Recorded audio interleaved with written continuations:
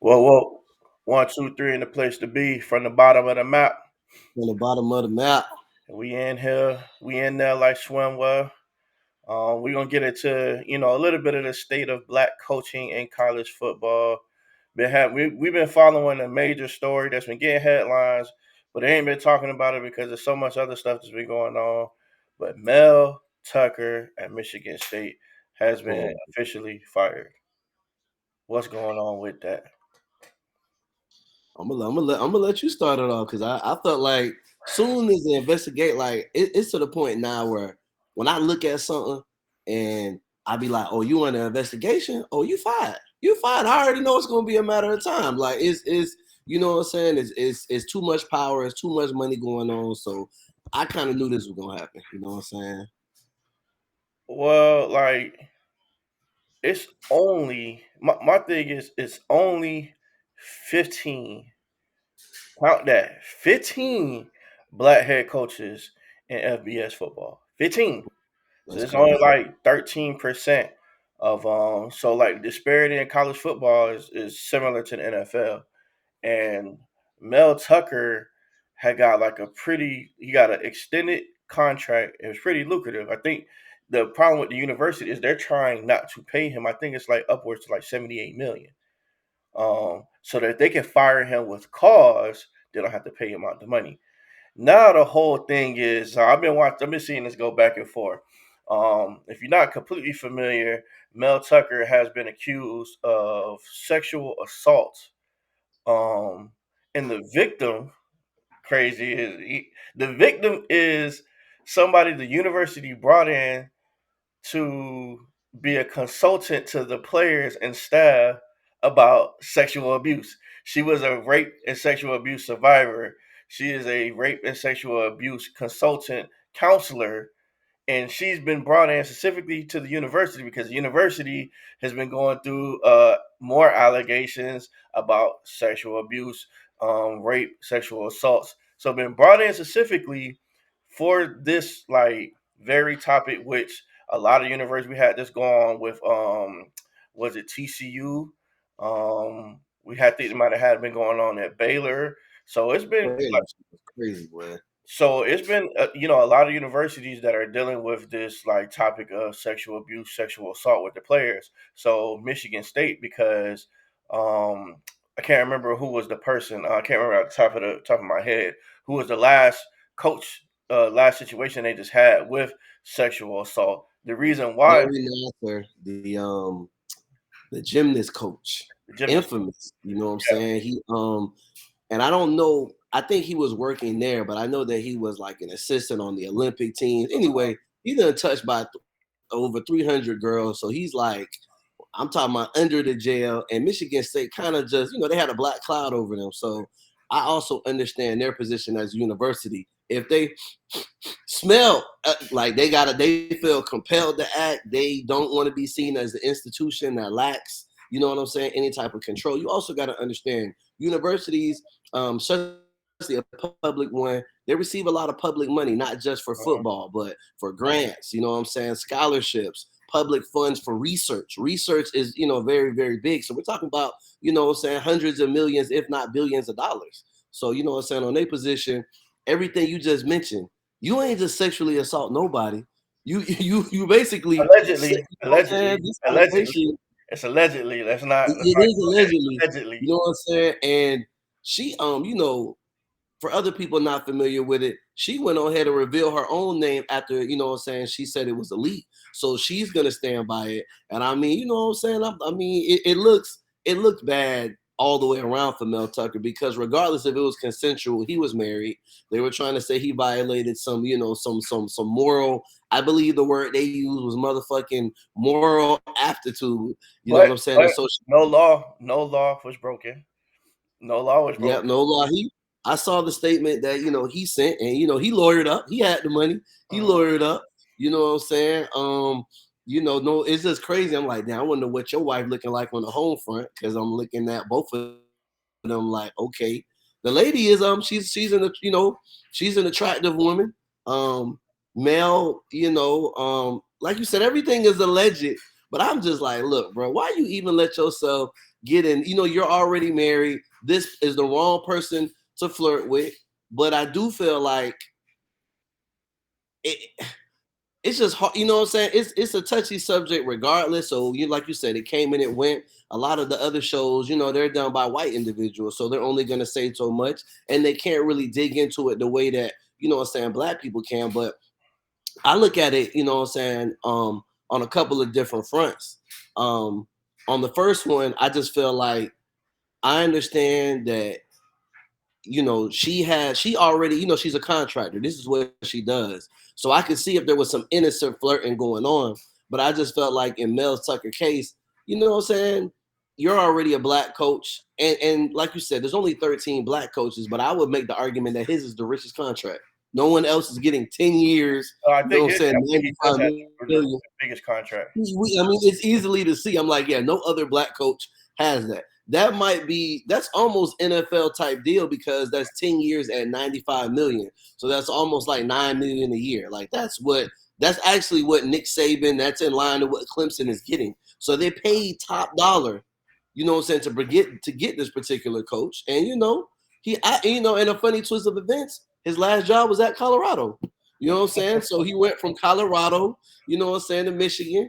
And he had a winning record. And at Michigan State, you don't have the onus that you do at Clemson at Alabama. So this is a comfortable job. All you need to do is be competitive. And the one thing that I felt like the university probably motherfucking didn't want was no scandal. You ain't got to win, Well, no scandal. they came off of firing D'Antoni.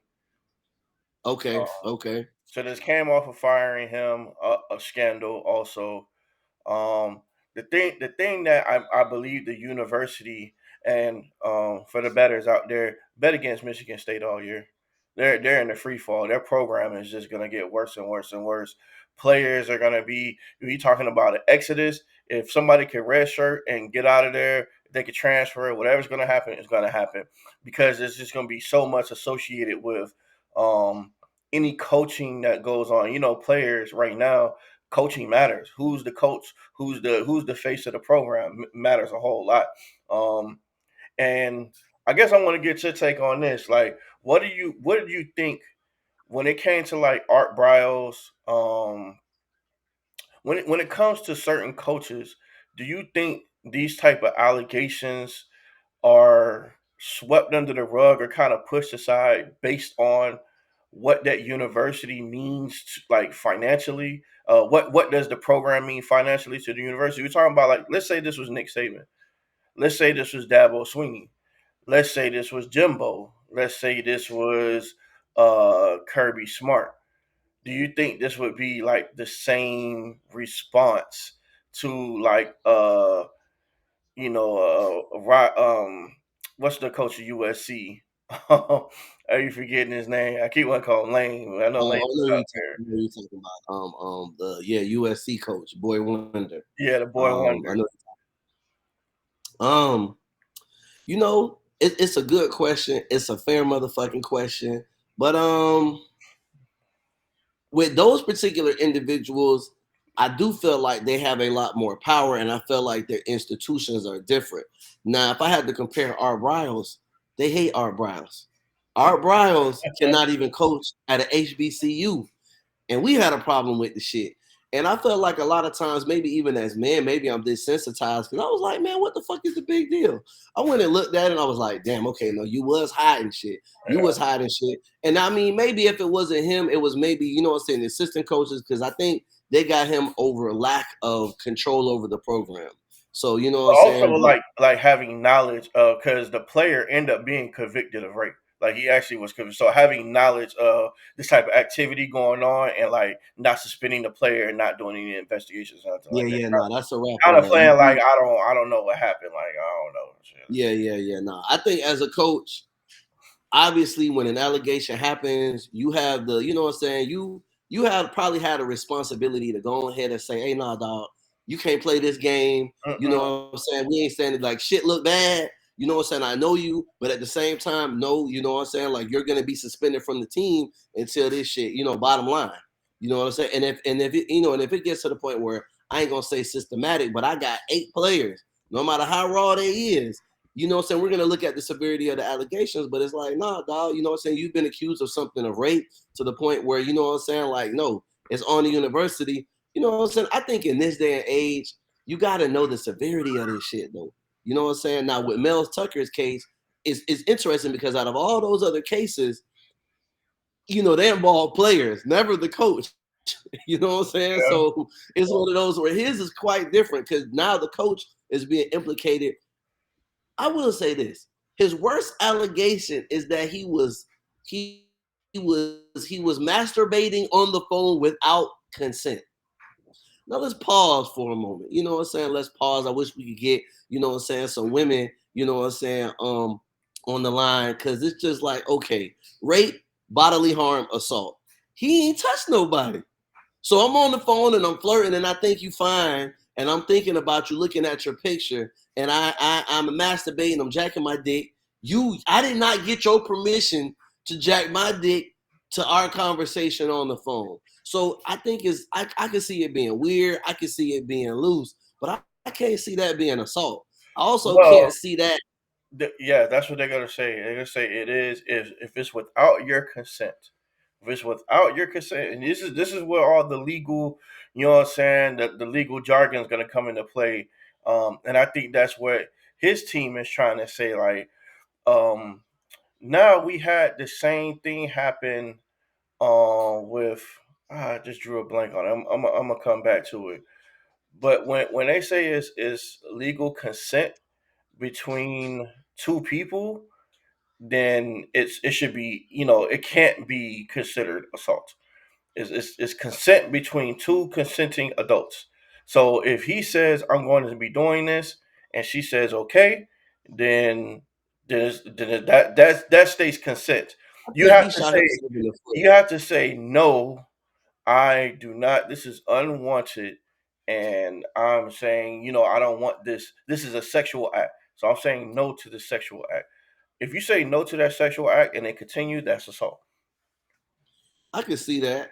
I also feel like he shot himself in the foot, because if you never admit to it, she has no way of proving that. She could say, I heard him breathing heavily, I heard him getting excited, but you physically, unless you were on FaceTime, you physically can't prove that that happened unless he admits to it. And it sounds like he's admitting that it was consensual, but I'm like, if you take that out of there, then there's not even a charge. What is there really? So I think the black eye comes from the fact that she I think there's probably a lot more to it because they're comfortable enough to be on the phone. That's to say, like, I don't really get into the legal part of it because that whole legal stuff is gonna play out in court. Whether they were comfortable enough, whether they flirting, whether they flirtatious. I kinda wanna look at, like, as a black coach. As a black coach, one of 13 in FBS, like, why would you even put yourself and put your potential, like, ability to help other black coaches get head coaching jobs, because they are going to look at somebody like Mel Tucker and use him as a scapegoat to why they won't hire other, qualified black coaches at other, like, Power Five, predominantly white universities. They're gonna say, like, well, you have instances where, like, Mel Tucker, to where he was supposed to be, this stand-up guy, and then all this other stuff. And I think that does negatively affect, like, the future of hiring other black coaches in college football. I think you can make that argument, but it's so weak. Like when you look at the amount of white coaches, like, Northwestern coach just got, you know what I'm saying? He pretty much just got fired for really more heinous things, right? A culture of discrimination, of, his was really, really bad. It wasn't just discrimination. It was more about bullying in the locker room, using racial, you know what I'm saying, using racial connotations. And I mean, he was lauded and he was loved by the fans, but it was almost Art Briles, but without, you know what I'm saying, the sexual misconduct. You know what I'm saying? It was several players, he lost his job. If you got 1 in 13 and that happens, I mean, yes, it looks bad. Yes, it's not good for us as a whole, but you can't use it as escape because it's not endemic. There's no pattern. When you look at Art Briles, this is something where it's like, he can never coach again. I think Mel Tucker will never coach again, But I also, you know what I'm saying, I look at it like, if you really want to make that argument, you can. But I think the counter arguments to that. I think with Mel Tucker though, I hate to say it, man, but and he was married, right? He's married. He has two kids. He's a provider. You know what I'm saying? He was the beacon of hope. But he really did play it like a 21-year-old. And I don't know if you've seen the picture of the lady. She's an attractive lady. I look at Mel Tucker like, you really traded all for a piece of pussy. You know what I'm saying? A piece of pussy that was bad. And I also look at certain men who've never, when I look at how much he wagered on something so careless, it's like, look, you've never had a beautiful woman. You've never had one. You really don't know what it's like, and you're willing to trade your family. You're willing to trade 20 years because you got to understand it took you it took you your whole career to get this job. So you literally, you probably been coaching for 25 years. You know what I'm saying? You came up through the ranks, and it's like it's crazy because it's like, okay, I'm not gonna say I feel like, for instance, Lane Kiffin is infamous as public knowledge. Lane Kiffin, you know what I'm saying, has definitely messed with Saban's daughter, got fired for it. You know what I'm saying? Also, Had also a known drunk, also a known no joke. alcoholic. But no complaints consensual, so never even comes up. You know what I'm saying? And my thing is, the whole time you've been coaching, you've been married. You've had plenty of times to talk to, you know what I'm saying? Women at the university, women that were pretty. So I mean, I guess you look at it on one hand, like, no, he never wanted to do it like that. He waited until he got, you know what I'm saying, a beautiful woman that he was in, you know what I'm saying, around the same age, because she's almost, she's in her early 50s. So, the age factor was there. But I just felt like out of all the things you flirted with, I mean, like, this woman is rape and sexual.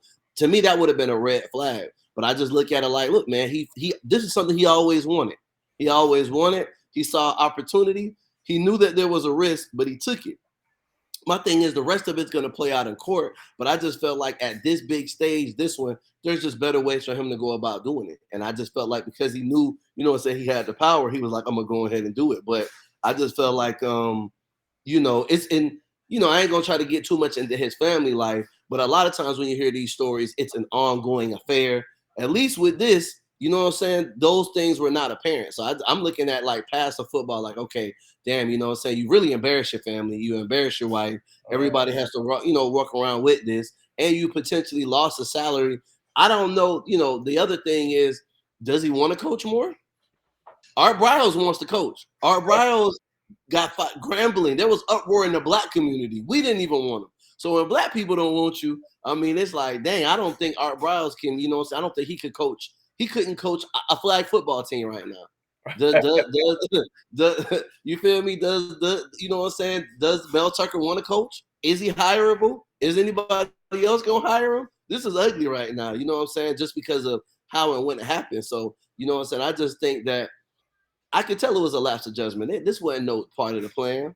But I also felt like, you know what I'm saying, it's a bad red lady. It's an attractive lady. Even at 50, she's an attractive lady. And I just felt like, okay, you know what I'm saying? Like, who's to say? Obviously, it's not worth it. But when you look at him, it's just like, damn, bro, you was willing to trade all of that for this.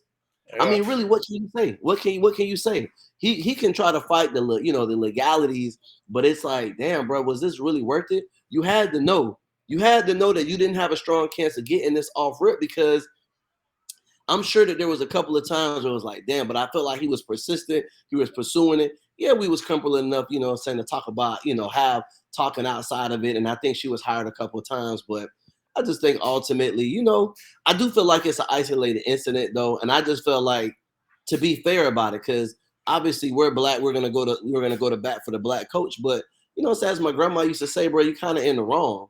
And Michigan State, they already have scandals under them. They've had several scandals. Do Yeah. you really think that they can afford to not fire you and to not look, even if they're wrong, even if I'm Michigan State, I fire you, I lose in court, I pay you your money, but I can't have you here because it's a black cloud over the university.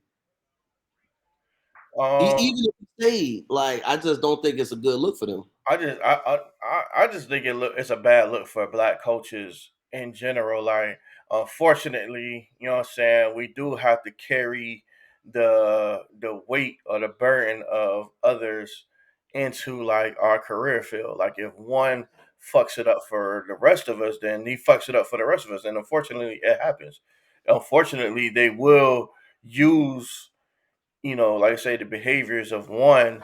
It's almost like the saying, like, the black quarterback. If one can't throw, they say, oh, they don't have the ability to throw. They can't, um, read plays. They're not very smart, and that could be off the behavior of one, and they'll blanket that across all of them. So unfortunately, being that we have the burdens to carry of that, like I felt like him being at Michigan State, he should have just known. He should have known better. He should have kept whatever he thought he was going to do. He should have kept that shit all the way away from the university. Like, keep it away from coaching. Keep it away from anything that has to do with, because now it's only 13 coaches. Now I brought up the list of the 13 coaches. It's interesting. um Now, it may get to be where it's going to be less. We're not going to see that percentage based off of how many players are black come close to matching anything, to not just coaches but assistant coaches and other people that are part of the university. So the coaches are Dino Babers at Syracuse, James Franklin at Michigan State, Maryland, Mike Locksley, Thomas Hammock at Northern Illinois, Jay Norvell. We're gonna get into him next.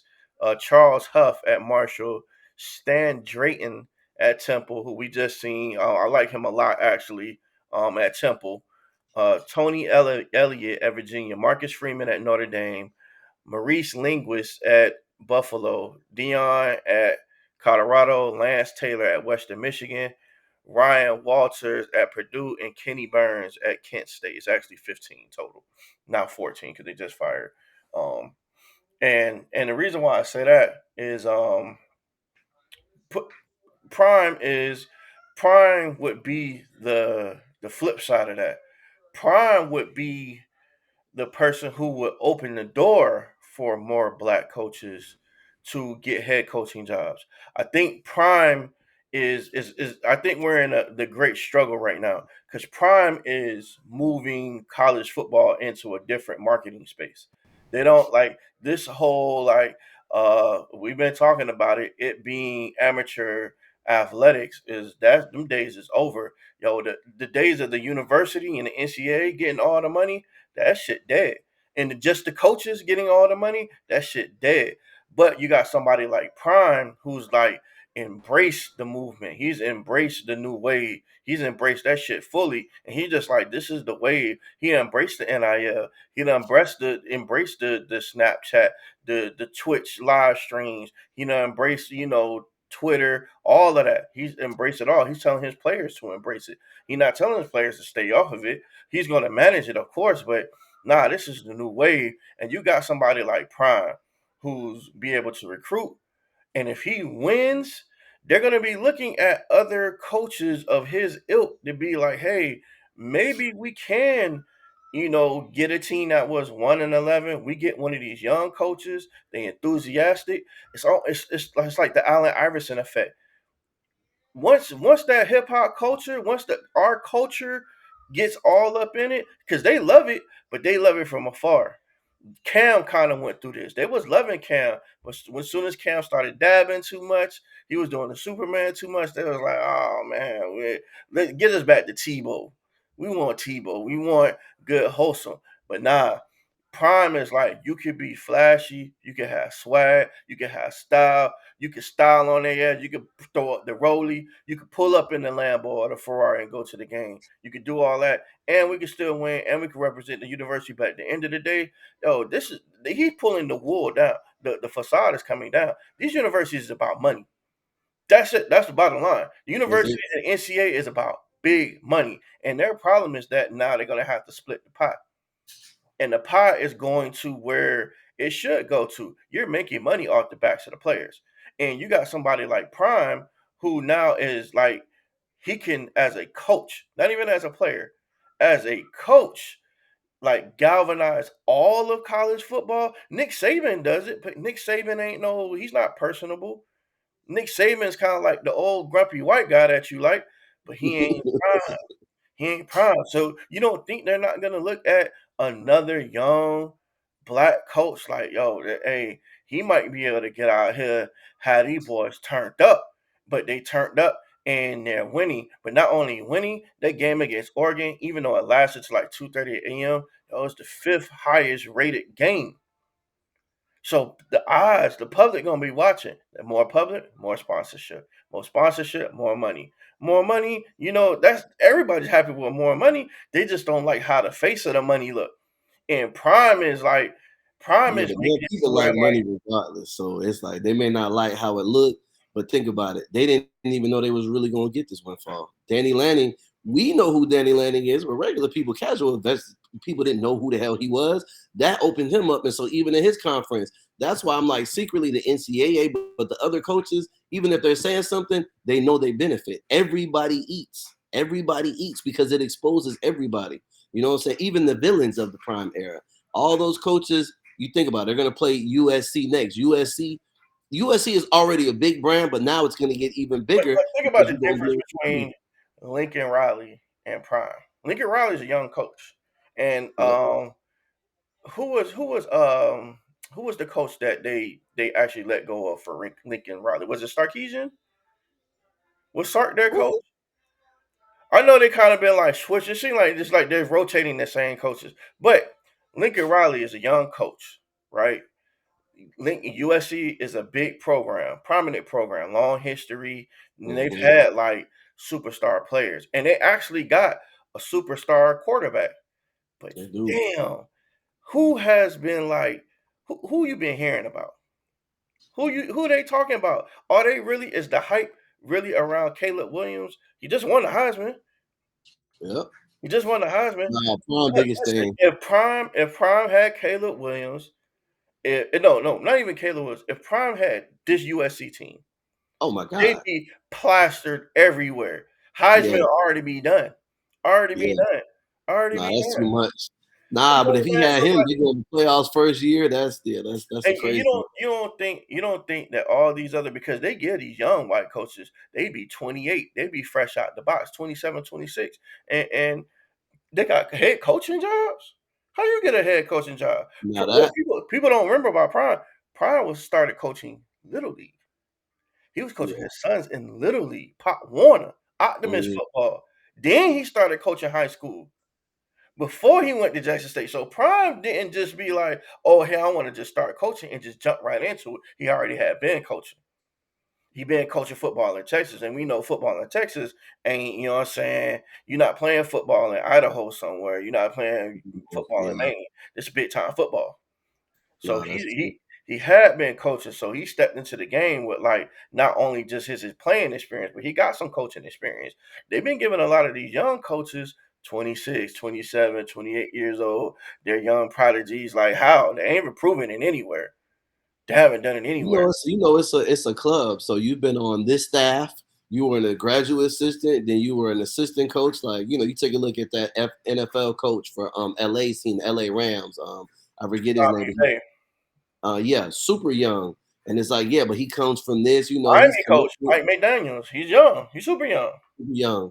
Come, but he was on the 49ers staff. But like you said, well, how are you able to get on the staff? And are you I think it's probably an unsaid rule, but like Romeo Cromwell, right? I feel like they think that the black coaches are motivators and they're not X's and O's guys. They're not Mhm. technical. They feel like the white boys are technical. The white boys are watching game tape when I just think once again it's the same thing about the black quarterback. Like, he can only do this. But you also have to remember these are the same ideas. There was once upon a time where I don't know how far it is, and see, I don't want to misquote things, but I already know, what I'm saying, early in the days of football, it was only played at, what I'm saying, certain universities. You know what I'm saying? It wasn't an integrated sport, what I'm saying, per se. So I mean, these are, like I said, these are the same things that, certain blacks are not good quarterbacks. You know what I'm saying? And it took a while for that to be proven, or they can only play this, or I only want this. So I mean, the thing with the black coach, it's also too about power.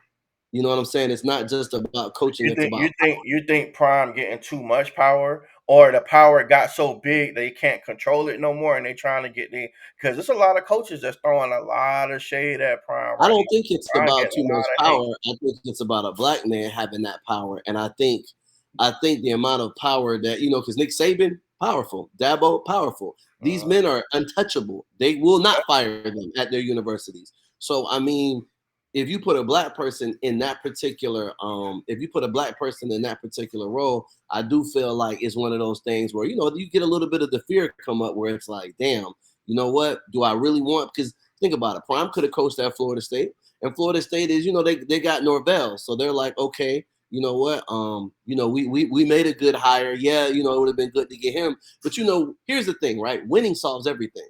When it So I solves think at the end of everything. the day, it's one of those things where it's like Prime is eventually gonna win. I think that they see it, and I think he's done this without win. But it's also about power. Is another university gonna give that amount of power to somebody? See, Colorado was in a position where they were desperate, and people, when they're desperate, they do a lot of things. If they weren't desperate, I don't know if he coaches there. You know what I'm saying? There's a reason he went to HBCU first, and it's the same thing because you have to have even with Nick Saban, you need a certain amount of power, right? You almost want the because you know what I'm saying. Nick Saban, besides football, yes, they have an athletic director, but Nick Saban is calling all the shots with football. Same thing with Dabo. Those athletic directors probably have sway over other sports, and so yeah, you have to come into a situation where it's like you have to give Prime enough power so that he can mold, you know what I'm saying, that particular football team in his image. You know what I'm saying? And I mean, he does have that out there. So, I think the bigger question is, if he wins, do other universities give another black coach that type of power? You damn right they do, because college athletics is about money. It's not about players. I think rivalries are entertaining, but conference alignment, you got all, because Colorado is going to the Big 12. They're not, the Pac-12 is dead. It's about money. It's So about money. you think if it's a young black coach on the rise, um, let's say what's FAMU's coach, Willie Simmons. Willie Simmons is a young coach, damn good coach, and there's a young white coach on the rise. You think a major university throw him right into the head coaching spot, No, not yet. or even I into think a prominent role, like let's say he becomes the offensive coordinator for all day, Alabama. all day, all day, all day, Okay, all day. I think that's realistic now. I think eventually, though, eventually, like not tomorrow, but eventually, after you look at the prime effect, and we're like, okay, you know what? He's winning. He's competing for championships. No, somebody else does in the name of money. I think that race is one thing. I think discrimination is one thing, but I think money. I think what I'm saying. We live in a country where what I'm saying is, bro. At the end of the day, God is the money. Everything is about money. So if there's enough money involved, people are gonna go and gamble, and yes, they will. Maybe not tomorrow, but yes, eventually. Like I said, I think by the time Prime is firmly entrenched as the premier college football, his program is out there doing saving numbers. Nah, these programs are gonna roll the dice, and if they do see a prolific black coach, it's gonna be a bidding war. He's gonna have his options, and yeah, it does go like that. so check it out. I just pulled up some numbers now, and I think the prime effect is going to is going to happen, and I think it's going to take the NCAA as a whole, and they are, I think, white coaches that are going to be, or just other coaches in general that's going to be hating on prime. But I do think the white coaches, because prime is able to be flashy without the backlash. He's able to be, the university is saying, look, you brought us money. I think they said they brought in like an additional like $9 million into the university, into the campus, into Boulder, their first game. So you bringing in money, you bringing in TV, you bringing in sponsors. You're gonna like, the influx of revenue into this university and the community is going to be unmatched. So like, do whatever you want to do. Listen, you win, you don't win. Let's say you just competitive, but you keep the hype train going. Do what you want to do, and I think he's gonna get away with some stuff that other places they want to do, but they can't do. But I just brought up a list of not just head coaches, offensive coordinators. It's only 9% of offensive coordinators in college football. Defensive coordinators, it's a little bit more, 26%. That are Graduate black, right? assistants Graduate All of these assistants is 36%. So we only are black 14% coaches, right? black coaches. So it's only Okay. 14% head coaches. 9% are offensive coordinators. 9%. 26% are defensive coordinators. Shout out to my dog Tavares Robinson. Went to Coral Park. You know what I'm saying? He's a defensive coordinator, so he's one. You know what I'm saying? He's one on the list, but it's scarce out there still. It's scarce versus when you look at the players, the percentage of black players versus coaching, and on all the levels, it's like it's a disparity there. But It's that's a not big even disparity. just of that league. That's all the leagues. That's basketball. That's football. That's assistant coaches. That's more of a dynamic, in sports. And so I think Prime is gonna do, what I'm saying, what he's supposed to do as far as having that effect. But I also think that still change is slow, right? I think, he still has to run this experiment and he'll be the first. But like every other thing, you have to think, it took a while for even the the placement of a black quarterback is not something that you look at twice. It took years. You know what I'm saying? You had, your Warren Moons and, your various quarterbacks over the years. You know what I'm saying? So I think money, even that, right? Those quarterbacks were so good and you were gonna win. Winning translates to money, you know what I'm saying? And that translates to power. So I think eventually, it's when you already see what Prime is doing, already know it's gonna be a matter of time. Now, I think the better question is what is the because not it's not like there's 32 NFL teams. How many of them start a black quarterback, right? Still not too many. So I think when it gets down to it, it's just one of those things where it's like, look, you're gonna have more black coaches, but will that ever be representative of the players? Maybe Do not in our you lifetime. think Prime is gonna help that though?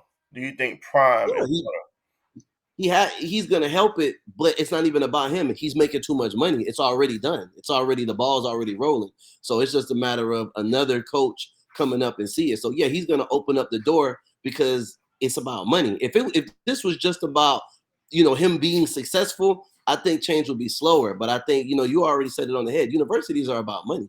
yeah? So if they see another cash cow, they're gonna gamble. Well, not all universities. Because real quick, I do want to touch on what happened with the debacle at Bethune Cookman. Because they was about money. They would have hired Ed Reed and gave him whatever he needed. They would have just said, "Listen, we're gonna stick with whatever your plans are, and we're gonna ride this hype train." Because Prime has left the HBCU ranks, so it's not a void missing. Because I don't want to disrespect the other coaches, but the void of that Eddie George at star Tennessee name. State. Eddie George, but Eddie George has always been a low key personality. He's always been a Mm. low key personality. So no, Eddie George is at Tennessee State, and actually Tennessee State is a decent ball club. I watched when they played against Notre Dame. I said even though the score looked like they had got blown out, but I said it's a pretty good team. But still, Eddie George low key personality, so he's a solid name. But Ed Reed, we're not talking about just Eddie George is a great player, but you're not talking about Eddie George as one of the greatest running backs of all time. When you talk about greatest, not just safeties, but defensive backs of all time, Ed Reed name in there. Everybody rocking with Ed Reed. Ed Reed said he already had the dream team. He already had other, like superstar players, former players ready to come join his staff. He was gonna take the whole prime blueprint and bring it to Bethune Cookman. But Bethune Cookman, they ain't got much going on over there. But just imagine if Ed Reed would have had instead of Warren Sapp going to join Prime, what Warren Sapp would have been with Ed Reed. What if he would have had Antrell Roll? Oh, come on over here. Who else want to come? You know what I'm saying? Like he already talking about he had Snoop. Now you're gonna have Snoop coming to the games. Now you're gonna have because people know who FAMU is, right? People know who Jackson State is. People know who Howard is. People know about like North Carolina Central, North Carolina A&T, Grambling, Southern, but people don't know about Bethune Cookman like that. But imagine you have all these superstar athletes, entertainers. You got Gillian Wallow, you got Cam, you got people pulling up to the Bethune Cookman games. They wearing Bethune Cookman paraphernalia now, and you don't want that. You don't want that over being petty. Yeah, One thing about power. they missed a whole lot on that one. They missed a whole lot, and If Florida State is not as good as they are, and they still could get exposed, they could have had Deion for coach. They chose yeah, not to because they didn't want to give up the power. So and this is why I think what I'm saying we're black, so we can discuss this. Um, Power supersedes money, right? Like money is important, but money is important because it leads to power. Because you have this money, you can dictate things, right? Bethune didn't want to give up the power the same way Florida State didn't want to give up the power because they knew that they would have to change things to do it. Jackson did it, but Jackson, when Prime was there, Prime is not a snitch. Prime only stated what he had to once Jackson started acting out of character with certain things. But you know, as we talked about before, man, Jackson didn't want to let Prime do everything, and he had to fight to do certain things. Yeah. So you know, a lot of the HBCUs, you know, even when we went to FAM, I'm not gonna never say nothing bad about FAM, but there were instances where you know a lot of the students felt like, look, man, why are these things not getting done? And they want to do things their way. And so you know, you look at somebody like Notre Dame, right? They got a lot of money. They're going to do what they want to do. They're not going to change the script. They're going to go get these type of coaches, which is why they got Al Golden as they goddamn defensive coordinator. They don't want to, you know what I'm saying? Like people, they want to win, but they want to do it their way, even if that way doesn't make any sense per se. And so when you think about Bethune Cookman, yes, they fumbled a golden opportunity, right? Like they'll never, ever, ever have that opportunity again. They missed their one chance to get it. You know, Jackson almost missed it, and I still don't think Jackson will ever get another coach like that, right? Because what Prime did was also show you a blueprint.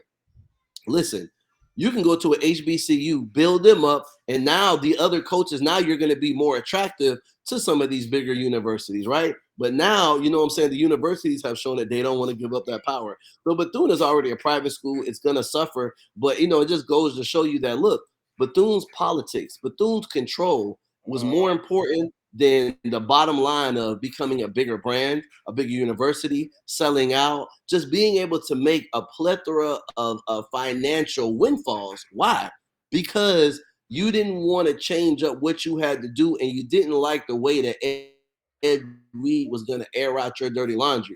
But I think even the bigger argument too is that there's a lot of black people in the comments when you look at those videos that agree with the university. They felt like he should not have done it like that, and they said that's your employer. When that's why I said, listen, they don't even understand the they didn't understand the power dynamic. Yes, that's your employer, but at the end of the day, Prime had to put Jackson State on blast as well. That was his employer in the sake of power. Now, I will say this: if you did that at the wrong white university, they may mail Tucker you. You know what I'm saying?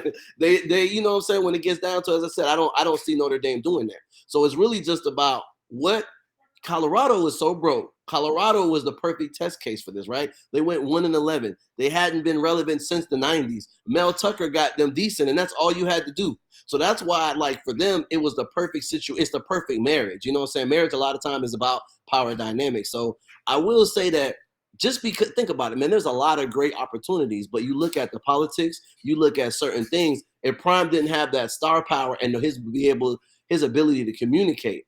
Ed Reed, even though everything we're saying is true, Bethune Cookman wasn't ready and will never be ready for that type of humble.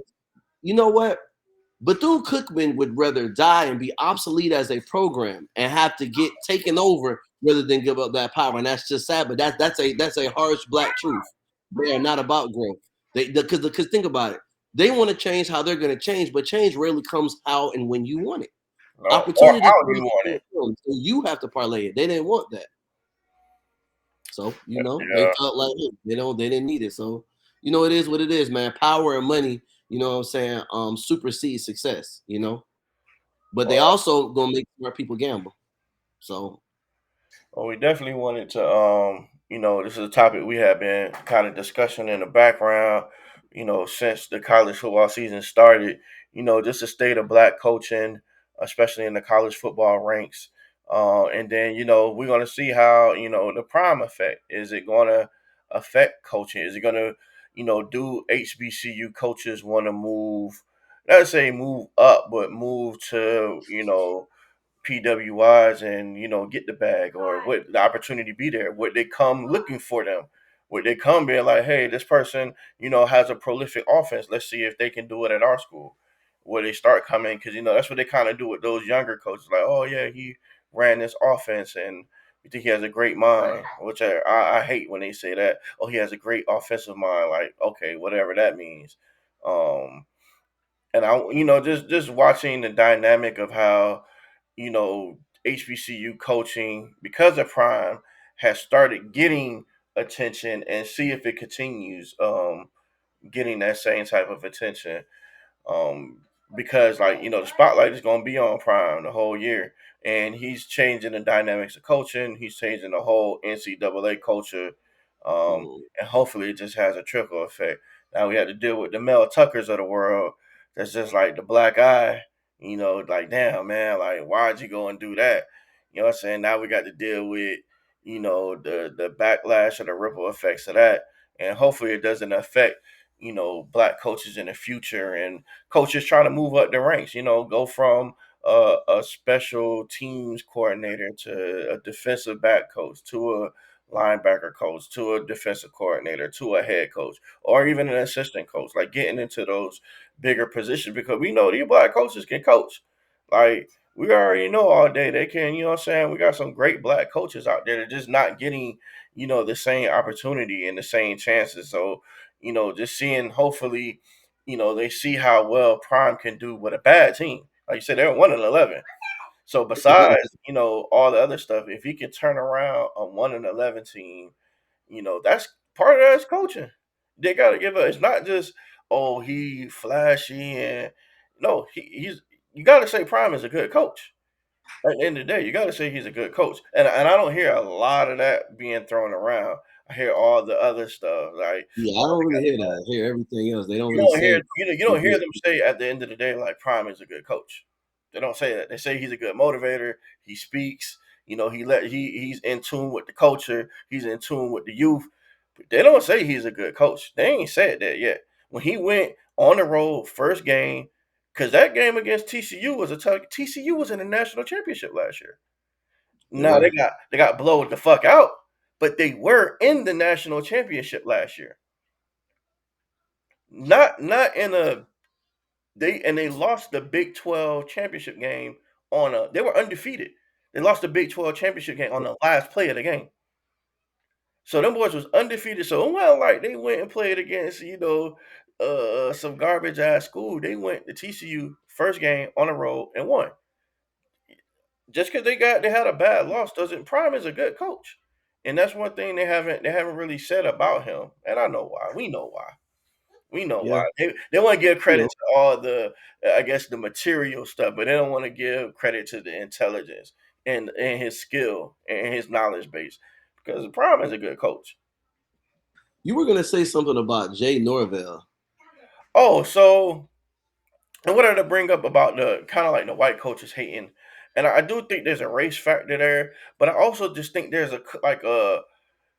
there's a coaching factor of like these coaches just they dislike the change. They want to keep this old school style. That's what he said. Like Jay Norvell is not really that old. He's talking about my mama taught me to take my hat off and my glasses when I was like, hold on, player. Hold on, player. You're not from the 40s or 50s. You ain't that old like that. I think, they're gonna target all of everything that they think is, anti the establishment. You know what I'm saying? And Dion, he's not anti the establishment. He's just a new wave. They didn't want, and it's gonna be a good documentary to watch when it comes out. But the 30 for 30 on Iverson and how he changed the culture of the NBA. It wasn't like it was just their idea of what it should look like. They didn't even have a dress code until Iverson, and then all of a sudden they have a dress code. Like, why you got a dress code now? I ain't like that though because and you get it because before before Jordan, Bird, and Pippen were there, the NBA was a lot more hardcore. Players were doing a lot more coke on the sidelines. You know what I'm saying? In between games, a lot of fights. So I agree. Like, nah, Iverson wasn't anywhere that bad. He was just changing up things. But a lot of these businesses are dealing with, they don't understand, I get it, it's an employee employer relationship, but your employees, this is an entertainment business when it get down to it. If I could see if it was just sports, but it's also entertainment. And the backgrounds of where your players are coming from are going to heavily influence by their playing styles and that image. And I just think that's just something inevitable. The other kind of argument is that Prime has always wore fucking sunshades, even in his interviews as a player, even Right. at all. So You know what I'm saying? Like it's also not knowing your homework, and but secretly, here's the thing: you do have a faction of haters and racists, but the rest of the white boys is like, we're getting the bag. We're getting national profile. Danny Lanning even said it. Danny Lanning was like, y'all heard one conversation, but if you heard everything else, that's not all my speech was about. So I also see, I just feel like certain times, we know that there's hate, but at the same time, they're going to disguise where it's coming from, and they're going to make certain coaches who like, look, I got to motivate my team, but at the same time, like, damn, I know that I'm gonna, you know what I'm saying? It's like I'm gonna get a bigger spotlight. College football is getting a bigger spotlight than the NFL right now in any sport. You know what I'm saying? So it's almost like you want to hate, but smart, you feel me? Smart people are like, no, we're all gonna eat off of this. We're all gonna be able to bump up our salaries. We're all gonna get more endorsements. We're all you think the ACC, when they renegotiate their deal, they're not gonna use more leverage. Oh You yeah. you know, so this shit is about billions of dollars, and the trickle is there. So I think that's a little bit of hate, but I think smart money is like, nah, everybody else is like, look, because even when I watch the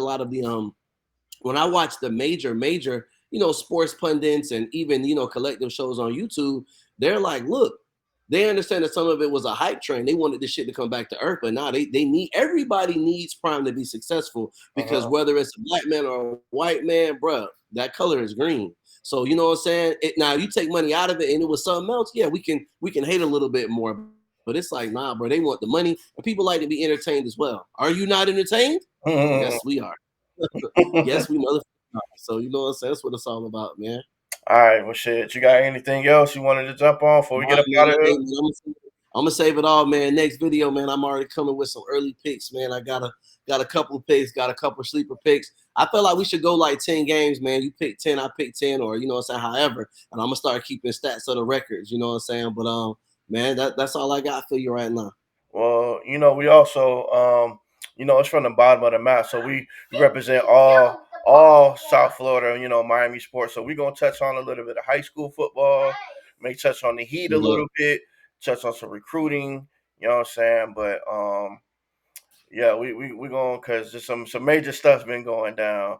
It has been, man. I want to shout out Norland too, man. You know what I'm saying? Norland, they on the run right now. And I know they not, your Chaminade, they not your Centrals, but they've been beating people down, you know what I'm saying, left and right. And sooner or later, I think they got two more games until they play Central, but man, that's just the team, you know what I'm saying, locally in Miami to look out for. You know what I'm saying? For sure. Well, shit. Until next time, holla at your player partners from the bottom of the map. Hey, We from the gone. bottom of the map.